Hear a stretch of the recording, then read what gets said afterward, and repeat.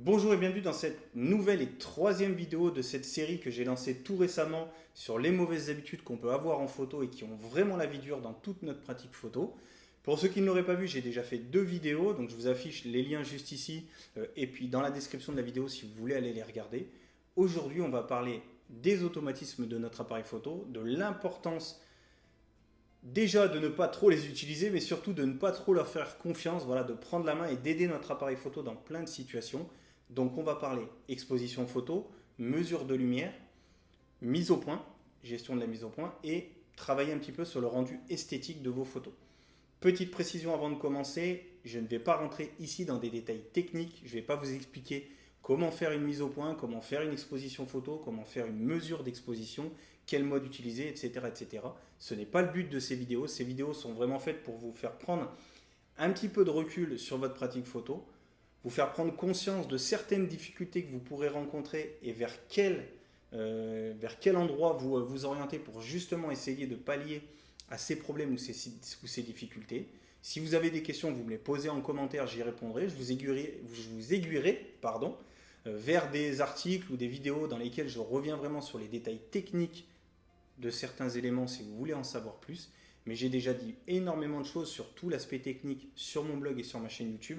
Donc là aujourd'hui je vais me concentrer sur, voilà, sur des axes de réflexion que vous pouvez avoir, que vous devez avoir pour améliorer votre pratique photo et arrêter dans ces mauvaises habitudes et bien évidemment sur les automatismes de votre appareil photo et arrêter de les utiliser et prendre la main un petit peu plus sur votre appareil.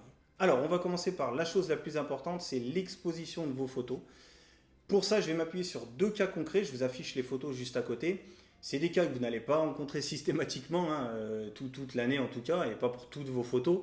Mais c'est des cas qui vont vous permettre de comprendre pourquoi utiliser les automatismes de votre appareil photo va vous empêcher de faire certaines photos. Pour votre appareil photo, les deux photos que je vous affiche ici sont totalement ratées. Pour l'une, celle qui est à la neige, il y a beaucoup de zones claires, beaucoup trop de zones claires par rapport au reste de la photo, ce qui fait que votre appareil photo, pour lui, c'est une photo trop surexposée. Celle d'en dessous, qui est un clair-obscur, pour votre appareil photo, il y a beaucoup trop de zones sombres, donc pour lui, la photo est beaucoup trop sous-exposée.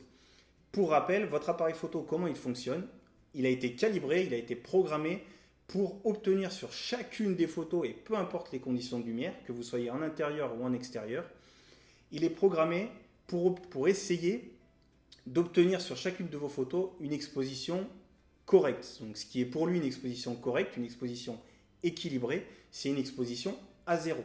Sur votre échelle d'exposition que vous avez soit sur l'écran arrière de votre appareil, soit dans le réticule de visée, vous avez une échelle d'exposition avec comme point central le zéro, avec une partie positive pour la surexposition et une partie positive pour la sous-exposition.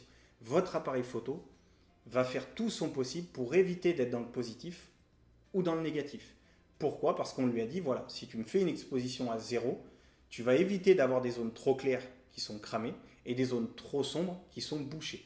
C'est ce qui est le cas, hein. Votre appareil photo va faire son possible pour exposer à zéro et éviter ces deux extrêmes-là, ce qu'il va réussir à faire dans la plupart des cas.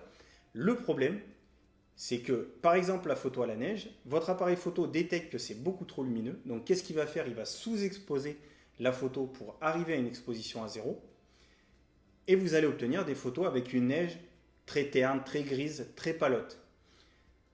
Pour ça, si vous prenez la main sur l'automatisme, vous allez dire à l'appareil, voilà, toi, tu veux me sous-exposer la photo, moi, je ne veux pas. Donc, dans ce cas-là, vous allez lui dire de surexposer légèrement la photo pour récupérer ce blanc de la neige, ce blanc pétant, et obtenir une photo beaucoup plus fidèle à ce que vous aviez au moment de prendre la photo. C'est exactement pareil pour le clair-obscur. Votre appareil photo détecte qu'il y a beaucoup de zones sombres, donc il va éclaircir la photo, et du coup va éclaircir aussi le visage de l'enfant, en l'occurrence sur cette photo-là. Ce qui fait qu'on va avoir des parties vraiment très claires sur le visage de l'enfant. Donc qu'est-ce qu'on fait pour pallier à ça? On prend la main sur les automatismes qui nous permettent de gérer l'exposition de la photo, et on lui dit, voilà, non, tu ne vas pas me surexposer la photo, tu vas me la sous-exposer un peu plus, parce que je veux que ces parties sombres restent sombres, voire même encore plus sombres, voire même ici elles sont totalement bouchées, mais c'est pas grave parce que ça sert la composition de ma photo. C'est comme ça que je la voulais, c'est comme ça que je l'ai pensé. Donc il y a une maîtrise au moment de régler son appareil photo et de gérer l'exposition.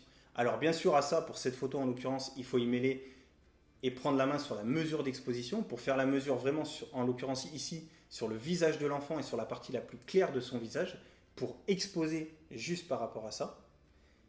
Et prendre la main sur l'exposition pour voilà, gérer l'exposition par rapport à cet élément-là. Et ça vous permet d'avoir un rendu comme ce que vous avez sur ces deux photos-là. C'est vraiment important de mêler l'exposition de la photo, de prendre la main là-dessus, de prendre la main sur la mesure de lumière aussi pour avoir une précision et aller mesurer la lumière sur un élément bien précis de votre photo. Alors bien évidemment, comme je l'ai dit, ce ne sont pas des cas que vous rencontrez systématiquement, mais c'est aussi le cas pour des contre-jours. Une fenêtre en arrière-plan, votre sujet principal qui est devant la fenêtre, c'est un contre-jour. Si vous êtes à l'ombre d'un arbre et que vous avez l'arrière-plan qui est éclairé par le soleil, c'est un contre-jour. Si vous souhaitez prendre votre enfant en train de jouer dans le sable devant la mer et que la mer en arrière-plan est éclairée par le soleil, c'est également un contre-jour. Et toutes ces choses-là vont avoir du mal à être gérées par l'appareil photo, puisque lui, il va avoir des composantes trop claires, des composantes un peu plus sombres, et notamment pour un contre-jour, qu'est-ce qui va se passer? Il va assombrir l'ensemble puisqu'il y a trop de parties claires, ce qui fait que l'arrière-plan va être plutôt correctement exposé, en tout cas pas cramé, mais votre sujet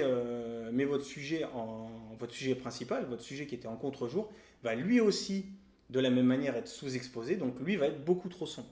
Donc c'est pour ça qu'il faut prendre la main sur l'exposition, prendre la main sur la mesure de lumière pour faire la mesure sur votre sujet principal et gérer l'exposition pour aider votre appareil photo à faire les bons choix, pour l'amener à faire une exposition qui correspond au rendu que vous souhaitez avoir. C'est vraiment important. Alors, on a parlé d'exposition, de mesure de lumière. On ne peut pas ne pas parler des automatismes liés à la mise au point. Vous pouvez laisser le choix à l'appareil photo de faire toute la mise au point, de gérer où faire la mise au point, mais considérez que c'est comme si vous disiez à votre appareil photo, décide de ce qui doit être net et ce qui ne doit pas l'être. C'est toi qui vas décider de qu'est-ce qui est le sujet principal et qu'est-ce qui ne l'est pas. Je pense que vous avez déjà rencontré le cas, moi ça m'est arrivé à mes tout débuts, où vous avez l'arrière-plan qui est net et le sujet principal au premier plan qui est totalement flou, tout simplement parce que votre appareil photo, pour une raison X ou Y, a décidé de faire la mise au point derrière, ou alors au contraire, vous avez une branche d'arbre qui est passée par là, ou une feuille, et votre appareil photo a accroché cette feuille, a fait la mise au point sur cette feuille, et vous vous retrouvez avec une feuille bien nette, bien jolie, bien mise en valeur, mais votre sujet principal qui lui est totalement flou en arrière-plan. Ça arrive déjà plein de fois et c'est notamment lié au fait que vous laissez la main à votre appareil photo de faire la mise au point où il le veut. Il y a des automatismes qui sont faits pour ça. D'ailleurs, quand vous sortez votre appareil photo de sa boîte, ce réglage-là est réglé en automatique. C'est plus simple, ça évite les prises de tête, mais ça évite aussi de véritablement progresser en photo, de véritablement mettre en valeur votre sujet d'une manière différente. Ça vient en complément de ce que j'ai dit dans les deux précédentes vidéos en termes de cadrage et de composition. Gérer sa mise au point, c'est jouer avec l'œil du spectateur, c'est apporter de l'originalité à vos photos en mettant en valeur un sujet bien précis de la photo. Je vous affiche des images pour illustrer un peu ce que je dis et puis pour que vous puissiez visualiser un petit peu plus ce que j'entends par là.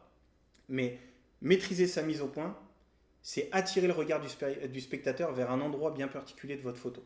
C'est jouer avec lui, c'est apporter un sens de lecture à votre image, apporter du dynamisme, de la diversité, de l'originalité, mettre en valeur un sujet bien précis de votre photo.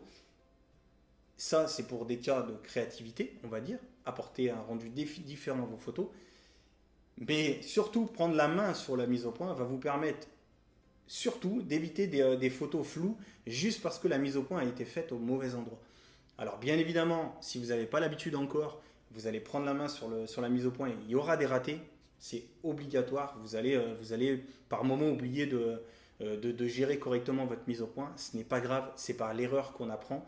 Si vous laissez faire votre appareil photo, et pour tout ce que je vais dire finalement dans cette vidéo, vous ne progresserez jamais. Et je pense que si vous m'écoutez ou si vous me suivez sur mon blog, c'est que vous comptez progresser en photo, c'est que vous êtes là pour apprendre et progresser. Ça passe aussi par la gestion de la mise au point, parce que c'est le seul moyen de maîtriser vraiment votre sujet principal et là où sera faite la mise au point pour avoir des photos nettes et pas des photos floues, parce que la mise au point a été faite au mauvais endroit. Et on va terminer cette vidéo par deux éléments importants pour travailler toujours plus sur le rendu de vos photos, sur leur apporter de la diversité, de l'originalité. Et je veux bien évidemment parler du paramètre d'ouverture du diaphragme et de la vitesse d'obturation. L'ouverture du diaphragme va vous permettre de travailler sur la profondeur de champ. Ça va vous permettre d'apporter de la douceur à un portrait, par exemple, avec une belle profondeur de champ. Ça va vous permettre de mettre en valeur un sujet bien précis. Encore une fois, je vous illustre avec quelques photos pour vraiment que vous visualisez bien mes propos. Ça va vous permettre d'apporter de l'originalité. Pour un portrait, on y ajoute un joli flou d'arrière-plan. Pour un paysage, on augmente la zone de netteté pour avoir vraiment plein d'éléments de la photo totalement nets. Donc c'est ça, prendre la main sur l'ouverture du diaphragme, c'est gérer la profondeur de champ sur ces photos suivant le sujet qu'on est en train de photographier. La vitesse d'obturation, c'est exactement la même chose, sauf que c'est plus pour le mouvement, gérer le mouvement, réussir à gérer le mouvement par rapport à un rendu qu'on souhaite avoir. Soit figer le mouvement, pour utiliser, dans ce cas-là, on utilise une vitesse d'obturation élevée, soit pour suggérer le mouvement, donc dans ce cas-là, on apporte du dynamisme à une photo, et dans ce cas-là, on baisse un peu sa vitesse d'obturation, on utilise une vitesse d'obturation un peu moins rapide pour justement garder encore un effet de mouvement comme je vous le montre sur cette photo-là sur une balançoire. Voilà, c'est ces deux éléments qui sont importants aussi à prendre en compte dans vos photos parce que ça va vous permettre toujours pareil de créer de nouvelles photos, d'apporter de la créativité, de l'originalité, de la diversité dans vos images. Ça va vous permettre de casser cette monotonie qu'on peut avoir sur certaines photos qui ont toutes le même rendu. Donc ça, c'est vraiment important et il faut prendre la main là-dessus. Et de toute façon, si vous prenez la main sur l'exposition de vos photos, vous allez forcément prendre la main sur ces réglages-là puisque l'ouverture et la vitesse d'obturation, c'est bien fait en photo pour une fois, vont vous permettre à la fois de gérer l'exposition et le rendu esthétique de vos photos. Donc voilà, vous n'avez pas d'autres paramètres à gérer pour travailler sur ces différents éléments. Donc ça, c'est vraiment extrêmement important. Donc voilà, ça clôture cette troisième vidéo sur les automatismes de nos appareils photo et surtout ne pas leur faire confiance. Il ne me reste plus qu'à vous dire de vous abonner si ce n'est pas déjà fait, à cocher la petite cloche qui est juste à côté, juste pour être notifié par YouTube dès qu'une nouvelle vidéo sera disponible. Likez la vidéo si vous avez aimé. Hein. Encore une fois, pour vous, c'est pas grand-chose. Ça peut paraître pas grand-chose. C'est juste un clic de souris. Mais si vous avez apprécié la vidéo, likez-la. Ça me permet de gagner en visibilité sur YouTube. C'est toujours important pour moi. Ça me permet aussi de savoir que vous avez apprécié cette vidéo. C'est aussi important. Voilà, abonnez-vous, likez. Ne likez pas si vous n'avez pas aimé. Laissez-moi des commentaires si vous avez besoin que je vous aiguille vers un de mes articles pour approfondir certains éléments plus techniques, hein, parce qu'encore une fois, je ne suis pas rentré dans la technique dans cette vidéo, ce n'était pas le but. C'est la toute dernière vidéo de l'année 2020, vivement que cette année se clôture pour toutes les raisons que vous savez, mais voilà, c'est la dernière vidéo de cette année 2020. Ce n'est pas le dernier contenu, je vous prépare un petit article, un gros article quand même, bilan de l'année 2020, de mon année 2020, qui va faire écho au tout premier article de l'année que je vous avais publié où je vous partageais mes projets pour 2020. Il y a eu quelques changements pour toutes les raisons que vous connaissez. Hein. On a tous été impactés par cette année vraiment très spéciale, mais pleine de rebondissements en tout cas dans mon cas à moi. Je vous partage tout ça dans cet article qui va arriver avant la fin de l'année.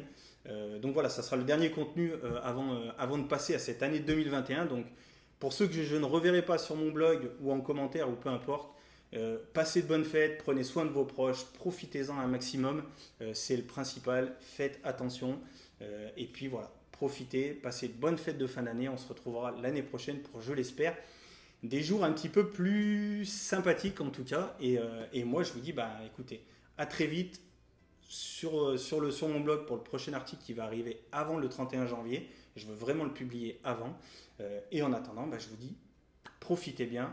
Passez de bonnes fêtes et je vous dis à très très vite. Allez, salut!